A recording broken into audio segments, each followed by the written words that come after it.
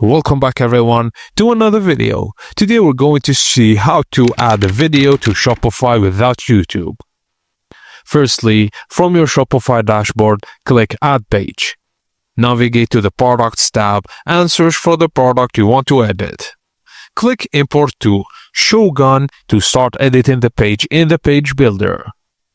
Now in the editor, locate the video element icon, drag and drop it wherever you want, and below the product description into the product gallery above the product title or anywhere you prefer. Just click on the video element you placed and in the sidebar menu paste your video URL. Adjust video settings like aspect ratio and playback options.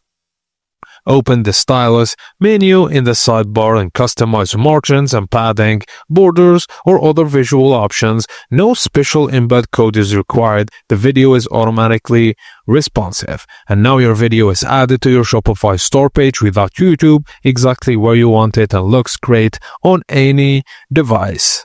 And that's it, guys. As simple as that. Thank you for watching, and please don't forget to like and subscribe for more.